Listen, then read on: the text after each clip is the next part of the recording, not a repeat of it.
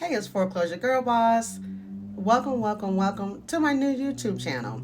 If you saw my last video, welcome back.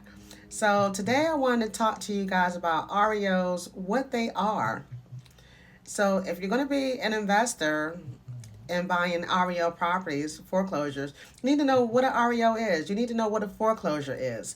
And a lot of times people will use the words REO and foreclosure synonymously. And sometimes they'll also use REOs, foreclosures, and pre-foreclosures synonymously. And pre-foreclosures are not the same thing. So I want to break that down in this video so that you can be a well-informed investor, speak the lingo, know exactly what you're talking about, and know what the difference is between an REO foreclosure and a pre-foreclosure. All right, so REO, what it's not. It's not an OREO. I couldn't resist that. I'm sorry, I just couldn't resist that. If you know, you know. All right, so it's not an OREO. An REO property is a real estate owned property. REO, real estate owned. And what that means is that the borrower defaulted on the loan. And once that borrower has defaulted on the loan, the bank will go through the foreclosure process. And part of that foreclosure process is to sell the property off at the courthouse steps. And sometimes the bank is not successful in getting a sale at the courthouse steps. So no one steps forward to buy the property. So it goes back to the bank because they buy it back, and it gets put on their books as a REO property, a real estate owned property. So now they have to sell it by other means. Sometimes they'll auction it off.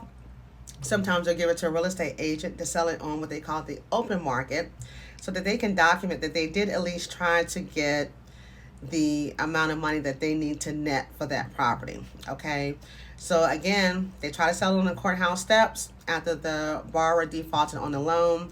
It didn't sell. It goes back to them as a REO property, a real estate owned property, which is also a foreclosure property.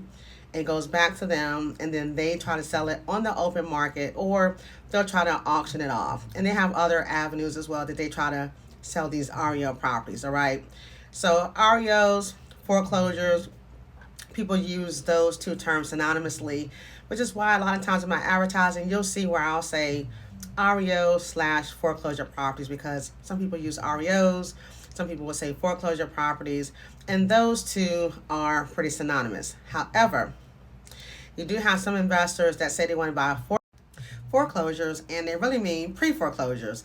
Like they'll say, yeah, I want to buy me a foreclosure property, and they want to go down to the courthouse to, put their bid in. Well, those are pre-foreclosures because they have not gone through the foreclosure process yet, right? So if it hasn't gone through the foreclosure process yet, then it is a pre-foreclosure. So if you're an investor and you're looking for people who have defaulted on their loans and you're looking to buy the property on the courthouse steps, then those are what we call pre-foreclosures. They're going into foreclosure, but they're considered pre-foreclosure because you're trying to buy them before it goes through the foreclosure process. So hopefully that makes sense. So you have pre-foreclosures.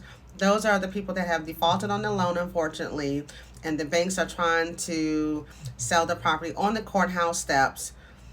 And if they don't sell it on the courthouse steps, it goes back to the bank as a REO property. And now that it's gone through the foreclosure process, it is now a foreclosure property. So hopefully that makes sense, all right? And then pre-foreclosure, again, is the properties that have not sold yet. So hopefully that all makes sense to you guys. And like I said, I want to pop in to make sure that we're all on the same page, make sure we're using the right lingo, because if you're an investor and you're looking to level up and buy these foreclosures like a boss, you need to speak the lingo. You need to know what you're talking about. You need to sound intelligent and talking about these properties. So when you're talking about REOs and foreclosures and pre-foreclosures, then you want to be using the right terminology so that people understand what you're talking about, and so that you can better articulate to someone the type of property that you're looking to buy. Because if you say that you're looking to buy a foreclosure, then you're looking to buy a property that has already gone through the foreclosure process. If you say that you're looking to buy a pre-foreclosure, it means that you are looking to connect with someone who is in the pre-foreclosure process, and you're looking to buy their house before it goes to the courthouse steps. So again, hopefully that makes sense. Hopefully it wasn't too confusing. But I did create an e-guide. So the link should be somewhere around here. I'm not going to mention it in every video because I'm going to pin the link somewhere. But if you're an investor and you're looking to buy these REO properties, these foreclosures, they're not sold like traditional resale properties. They're just not. And for the very reason that I talked to you about earlier, which is that it reverted back to the bank. So because it reverted back to the bank and the bank now owns that property, it's not the same as if someone's living in it and someone's taking care of it. So because of that reason, it's just not sold like a regular residential resale property, right? So there's typically no one living there. There are some REO foreclosures that I have seen where the bank or the hedge fund, the seller is trying to sell the property and people are still in them, and you buy them in as-is condition, and they call it as-is, where-is, and there are people that are still living in those properties. So you're now a built-in landlord when you buy those properties. So I have seen it where the properties aren't vacant. So, but for the most part, because of all of that, they're not sold like regular residential properties. A lot of times the utilities are off. A lot of times there may be damages to the property, or what we call deferred maintenance, because if the person couldn't afford the mortgage, a lot of times they can't afford the upkeep on the home. So the home sometimes suffer from what we call deferred maintenance, and it may need some TLC, as we call it, tender loving care is what that is, right?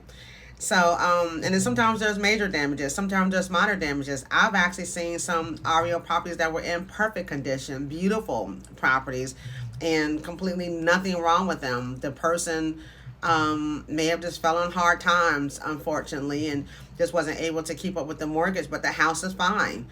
So, you'll see all kinds, and as an investor, you're going to run into all kinds of properties out there, property conditions and things of that nature. So stay tuned to my YouTube channel, because doesn't matter the condition of the property, you guys need to make sure that you're buying them the correct way. If you don't know how to buy these REO properties, you will lose money, guaranteed. You will lose your earnest money deposit, EMD, at a minimum. All right.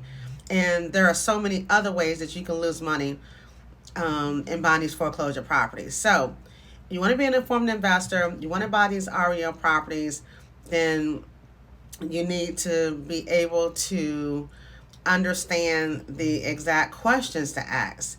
You need to make sure that you are you're in the know. Like you understand the process. You understand how that property got to be an REO. You understand the process that the bank went through to list the property. And then you understand, now that the property is listed for sale as an REO/foreclosure property, you understand that process from beginning to end, just like anything else, right? So because foreclosures cost so much money, and it could be a very, very, very lucrative career for you, or a side hustle. There are some investors, they're not going to quit their day job to invest in real estate. They just want to buy real estate on the side, and that's okay. You can make a ton of money doing it. And there are some investors that do this full time. They don't have a job. This is their job. This is what they do. And there are some that are a little older, they're retired, they have made this their retirement income. This is what they do full time. They find investment properties to buy. They either fix them up and rehab them, or they'll fix them up and hold on to them. And I'll talk about that in another video, exactly what you can do as an investor to make money in buying these REO properties and your exit strategy and things of that nature. But for this video, again, I just wanted to talk to you and pop in and talk to you about REOs, foreclosures, and pre-foreclosures, the difference between them, and make sure that you really understood what an REO property is. All right, guys, toodles.